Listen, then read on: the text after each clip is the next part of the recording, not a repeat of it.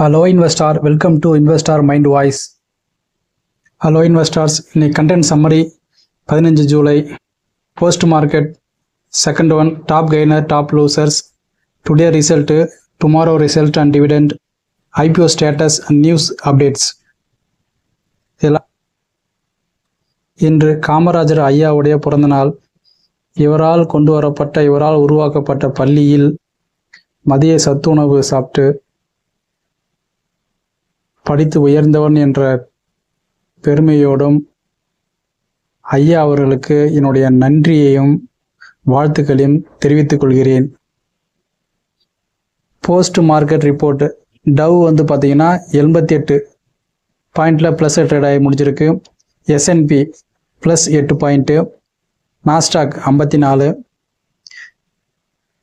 நம்ம நிஃப்டி 50 பார்த்தீங்கன்னா 135 பாயிண்டில் ப்ளஸ் ட்ரேட் ஆகிருக்கு. நம்ம சென்செக்ஸ் பார்த்தோன்னா 379 பாயிண்டில் ப்ளஸ் ட்ரேட் ஆகி முடிஞ்சிருக்கு. யூரோப்பியன் யூனியன் பார்த்தீங்கன்னா 0 தான், ஆக்சுவலி எந்த ஒரு சேஞ்சஸும் இல்லை. நம்ம டாலர் இந்திய மதிப்புக்கு அகைன்ஸ்டாக பார்த்தோன்னா $85 சேல் ஆகிட்டுருக்கு. கோல்டு பார்த்தோன்னா ப்ளஸ் 14 பாயிண்ட்டு, சில்வர் நெகட்டிவ்லாம் ட்ரேட் ஆகிருக்கு. காப்பர் 0 தான், பெரிய சேஞ்சஸ் ஒன்றும் கிடையாது. க்ரூட் ஆயில், நேச்சுரல் கேஸஸ் எல்லாமே நீங்கள் நெகட்டிவ் தான். Today top gainers swans energy 11% மேலே, ஆர்த்தி ட்ரக்ஸ் 10% மேலே ட்ரேட் ஆகிருக்கு. ஸ்டெர்லைட் டெக் 10% நியரஸ்ட் ட்ரேட் ஆகி முடிஞ்சிருக்கு. டாப் லூசர்ஸ் பார்த்தீங்கன்னா Jayaprakash power 10% negative, INOX wind 6% மேலே நெகட்டிவ், தேஜாஸ் நெட்வொர்க் 6% மேலே நெகட்டிவ், ஓலா பார்த்தீங்கன்னா 6% மேலே நெகட்டிவ். டுடே ரிசல்ட் பார்த்துருவோம். HCL டெக்னாலஜி ரிசல்ட் கொடுத்துருக்காங்க. அவங்களுடைய ரிசல்ட் பார்த்தீங்கன்னா sales year on year 8% increase ஆகிருக்கு. எபிட்டா 4% இன்க்ரீஸ் ஆகிருக்கு. நெட் ப்ராஃபிட் நெகட்டிவ் 10% நெகட்டிவ் ஆகிருக்கு. EPS அதுவும் 10% நெகட்டிவ். ஸோ இதனால தான் இன்றைக்கி பார்த்தீங்கன்னா 3.5% கிட்ட HCL டெக்னாலஜி பார்த்தீங்கன்னா நெகட்டிவ் ட்ரேட் ஆகி முடிஞ்சிருக்கு. ஸோ நாளைக்கு அடுத்த நாள் எப்படி இருக்குன்னு பார்ப்போம். டெக் கம்பெனியை பொறுத்த வரைக்கும் TCS தான் இந்தியாவை பொறுத்த வரையும் பெரிய தலைக்கட்டு. அவங்க பெரிய லெவலில் கொடுக்காதனால அடுத்தடுத்து வரவங்க எல்லாமே ஒரு நெகட்டிவோட கொடுக்குற மாதிரி இருக்குது. ஸோ அடுத்தடுத்து வர விப்ரோ, இன்ஃபோசிஸ் எல்லாம் இப்படி தான் இருக்குது, வாய்ப்பு இருக்குன்ற மாதிரி நியூஸ் வந்துட்டுருக்கு. ஓலா எலக்ட்ரிக்கல் பார்த்தீங்கன்னா அவங்க ரிசல்ட் கொடுத்ததுக்கப்புறம் நேற்று கிட்டத்தட்ட 18% அதிகமாக ட்ரேட் ஆகிட்டு இருந்துச்சு. ஆனால் இன்றைக்கி அப்படியே ஆப்போசிட் ஆகிடுச்சு. அவங்க ரிசல்ட்டும் பார்த்தா பெரிய லெவலில் ஒன்றும் பாசிட்டிவாக ஒன்றும் இல்லை. அவங்களோட சேல்ஸ் பார்த்தோன்னா 50% டவுன் ஆகிருக்கு. அவங்க EBITDA 16% down, net profit 32% negative, EPS மட்டும்தான் 33% இன்க்ரீஸ் ஆகிருக்கு. இன்றைக்கி பார்த்தீங்கன்னா கிட்டத்தட்ட 6% நெகட்டிவில் தான் ட்ரேட் ஆகி முடிஞ்சிருக்கு. 16 ஜூலையில் ரிசல்ட் வரக்கூடிய கம்பெனிலாம் ஏஞ்சல் லோனு ஜானி ஸ்ட்ரீட் கம்பெனி அந்த இஷ்யூக்கு அப்புறம் ரொம்ப நெகட்டிவில் போயிட்டு இருந்துச்சு. ஸோ நாளைக்கு ரிசல்ட் எப்படி இருக்குன்றது தெரியல. பட் இன்றைக்கே பார்த்தீங்கன்னா -4 பாயிண்டில் தான் க்ளோஸ் ஆகி முடிஞ்சிருக்கு. ITC ஹோட்டல் நாளைக்கு தான் ரிசல்ட் கொடுக்குறாங்க. ITCலேருந்து ஹோட்டல் தனியாக பிரிஞ்சதுக்கப்புறம் இவங்களுடைய பர்ஃபார்மன்ஸ் உண்மையிலேயே ரொம்ப சொல்லிக்கிற அளவு பெருசாக நல்லாவே வந்திருக்கு. நாளைக்கு ரிசல்ட்டுக்கு அப்புறம் எப்படின்னு தெரிய வரும். ரிலையன்ஸ் இண்டஸ்ட்ரியல் இன்ஃப்ராஸ்ட்ரக்சர் நாளைக்கு அவங்களுக்கு ரிசல்ட் வருது. இன்றைக்கி கிட்டத்தட்ட ஒரு 11 பாயிண்ட் பாசிட்டிவில் முடிஞ்சிருக்கு.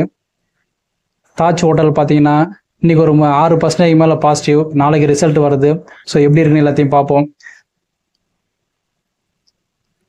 IPO ஸ்டேட்டஸ் லாஸ்ட்டாக க்ளோசிங் பார்த்துருவோம். S&P பார்த்தீங்கன்னா கிளான் இண்டஸ்ட்ரீஸ் கிட்டத்தட்ட 61% லிஸ்டிங் கெயின் வந்திருக்கு. செம்கார்ட் இந்தியா கிட்டத்தட்ட 0.81% தான் லிஸ்டிங் கெயின் வந்திருக்கு. ஆனால் அவங்களோட subscription 3.9. Travels food and service 2.27% listing gain கிடச்சிருக்கு. இது ஒரு மெயின் போர்டு IPO. இந்த IPO பார்த்தோன்னா 2% மேலே லிஸ்டிங் ஆகியிருந்தாலும் அடுத்த 2 நாள் ட்ரேடிங் ஆனது ஃபுல்லாக நெகட்டிவ் தான். கிட்டத்தட்ட 4.5% நெகட்டிவ் தான் ட்ரேட் ஆகி முடிஞ்சிருக்கு. இந்த வீடியோ உங்களுக்கு பிடிச்சிருந்தா லைக் பண்ணுங்கள், சப்ஸ்கிரைப் பண்ணுங்கள். இதில் ஏதாவது குறைகள் இருந்தால் அதை கமெண்டில் பதிவு பண்ணுங்கள். அடுத்தடுத்த வீடியோவில் அதை சரி செய்ய எனக்கு ரொம்ப யூஸ்ஃபுல்லாக இருக்கும்.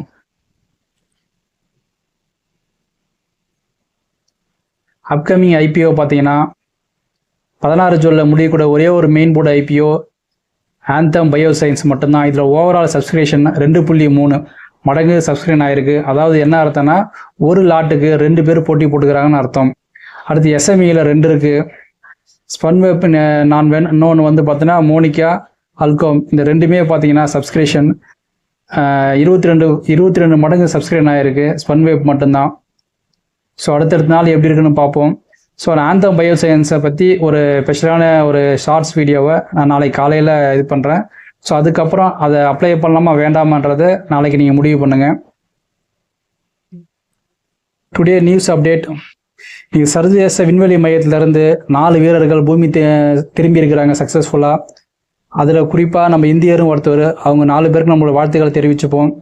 எலான் மஸ்கருடைய XAI கம்பெனியும் யூஎஸ்ஏடைய இராணுவ பாதுகாப்பு அமைப்பான பென்டகன் அவங்களும் ஒரு ஒப்பந்தத்தை ஒன்று போட்டிருக்காங்க. ஸோ இது வந்து எலான் மஸ்கோட ஏஐ கம்பெனிக்கு ஒரு பாசிட்டிவாக இருக்கும். நாளைக்கு மார்க்கெட் ஓப்பன் ஆகும்போது டெஸ்லா, கியா மோட்டார்ஸ், வின்ஃபாஸ்ட் இந்த 3 கம்பெனியிலேருந்து புது மாடல்ஸ் காரை இன்றைக்கி வந்து அறிமுகப்படுத்தியிருக்காங்க. இதனோட அப்டேட் நாளைக்கு பார்ப்போம். கேரளாவில் நிபா வைரஸ் தாக்கி கிட்டத்தட்ட 2 பேர் வந்து உயிரிழந்திருக்கிறாங்க. 600 பேருக்கு மேலே பாதிக்கப்பட்டிருக்காங்க. ஸோ இந்த நியூஸ்லாம் வந்து பார்த்தோன்னா அடுத்தடுத்து மார்க்கெட்டில் அஃபெக்ட் ஆக வாய்ப்புகளும் இருக்குது. அதேமாதிரி தமிழ்நாட்டில் உங்களுடன் ஸ்டாலின் ஒரு கேம்ப் ஒன்று அரேஞ்ச் பண்ணியிருக்காங்க. முதல்வர் அவர்கள் ஒரு பெட்டிஷனர் வந்து தனக்கான குறைகளை வந்து சொல்லும்போது 45 நாட்குள்ளே தீர்வு காணப்படும் அப்படின்னு ஒரு நியூ இனிஷியேட்டிவ் எடுத்திருக்காங்க. ஸோ இது அடுத்தடுத்து இதனுடைய பாசிட்டிவ் நெகட்டிவ் எப்படி இருக்குன்னு லேட்டராக தான் தெரிய வரும். ஸோ இதுதான் என்னுடைய மார்க்கெட் அப்டேட். நிஃப்டி 50யோட டெக்னிக்கல் அனலைஸ் எப்படி இருக்குன்னு பார்த்துருவோம். இன்றைக்கி வந்து 25,195 பாயிண்டில் க்ளோஸ் ஆகிருக்கு. நாளைக்கு ஒரு பாசிட்டிவான நியூஸ் வந்ததுன்னா கண்டிப்பாக மார்க்கெட் வந்து நாளைக்கு 25,400 to 25,500 வரைக்கும் கண்டிப்பாக போகலாம், வாய்ப்புகள் இருக்குது. ஒருவேளை மார்க்கெட்டில் வந்து நாளைக்கு ஏதாவது நெகட்டிவ் நியூஸ் வந்ததுன்னா மார்க்கெட் வந்து 25,100 25,000 வரைக்கும் போக வாய்ப்புகள் இருக்குது. ஆனால் மார்க்கெட்டில் நல்ல நியூஸ் இல்லாதனால நாளைக்கு ஒரு சைடு வேஸில் போகவே நிறைய வாய்ப்புகள் இருக்குன்ற மாதிரி நியூஸ் தகவல் வந்துட்டுருக்கு. அது நாளைக்கு வந்து ஓப்பனிங் எப்படி இருக்குன்னு பார்ப்போம்.